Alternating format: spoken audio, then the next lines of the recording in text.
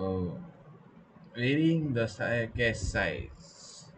We vary the cache size from 1 MB to 5 MB and keep the associativity constant at 16 way. Figure 13 shows the MPKI of both LRU and DIP for 4 cache sizes 1, 2, and 4 and 8 MB. The MPKI values are shown relative to the baseline 1 MB LRU managed cache.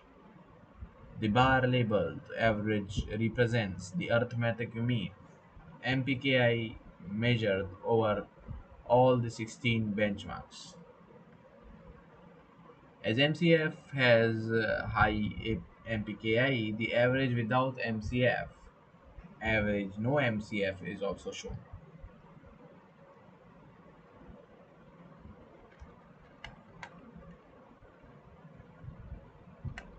DIP reduces MPKI more than doubling the size of the baseline 1 MB cache for benchmark MCF, face rack, and health.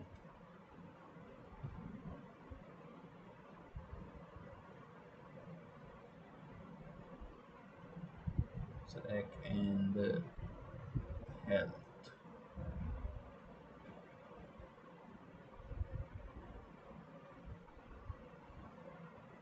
DIP continues to reduce misses for most benchmarks that benefit from increased capacity. The working set of some benchmarks, example VPR and T-Wolf, fits in a 2 MB cache. Therefore, neither LRU nor DIP reduces MPKI when the cache size is increased. Overall, DIP significantly reduces average MPKI over LRU for cache sizes up to 4 MB.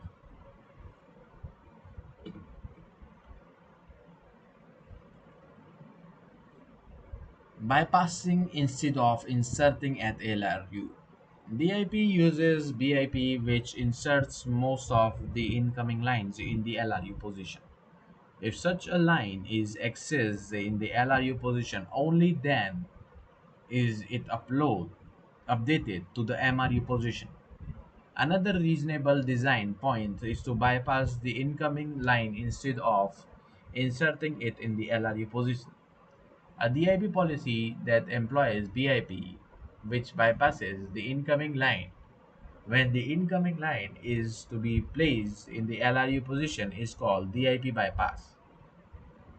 Figure 14 shows the MPKI reduction of DIP and DIP bypass over the baseline LRU policy. Effect of bypassing on DIP, the number of associated with benchmark shows the percentage of misses bypassed.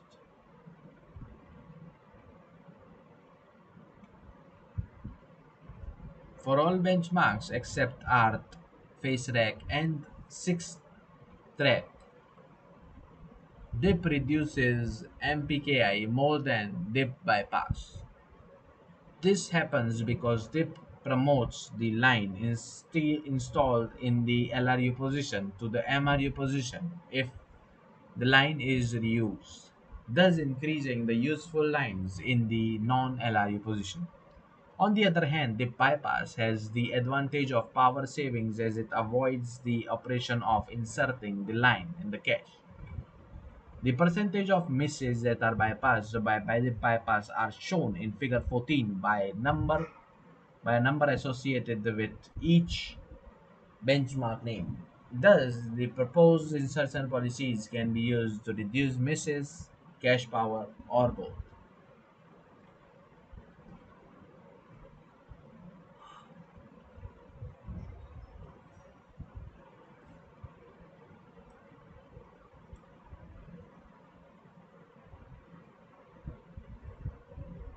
Impact on system performance.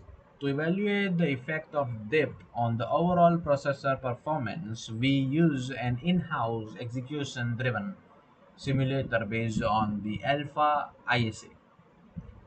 The relevant parameters of our model are given in Table 5. The processor we model is a 4 wide machine with out of order execution. Store misses do not block the instruction window unless the 128 entry store buffer is full. The baseline system contains a 1 MB 16-way L2 cache which uses LRU replacement. Writebacks from L1 to L2 do not update the replacement information in L2. So this is the baseline system configuration where the machine width is 4 instruction per cycle, 4 functional units. Instruction window size is set to instructions. Branch predictor is hybrid 64K entry G-share. 64K entry PAs. Misprediction penalty is 10 cycles minimum. L1 instruction cache is 16 KB, 64 KB line size, two-way with LRU replacement. L1 data cache is same as 16 KB, 64 byte line size, two-way, two-cycle hit. L2 unified cache is 1 MB 64 byte line size, 16-way, 6-cycle hit, 128 entry store buffer. Main memory 32 banks, 270 cycles, bank access. Off-chip bus is prop to bus speed ratio 4 is to 1, 8 bytes per bus cycle. Figure 15 shows the performance improvement measured in instruction per cycle between the baseline system and the same system with dip. The bar labeled G mean is the geometric mean of the individual IPC improvements seen by each benchmark. The system with DIP outperforms the baseline by an average of 9.3%. DIP increases the IPC of benchmarks Earth, MCF, FaceRack, and Health by more than 15%.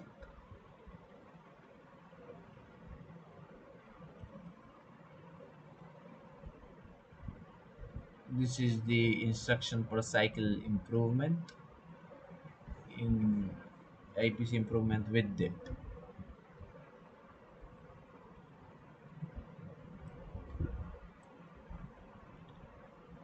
Hardware overhead and design changes. The proposed insertion policies LIP, BIP, and DIP require negligible hardware overhead and design changes.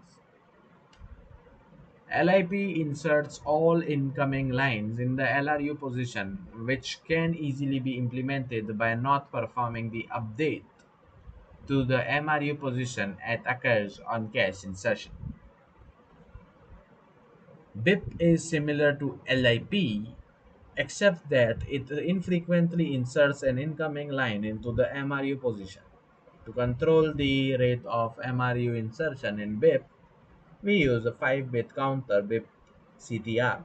BIP CTR is incremented on every cache miss. BIP inserts the incoming line in the MRU position only if the BIP CTR is 0. Thus, BIP incurs a short storage overhead of 5 bits.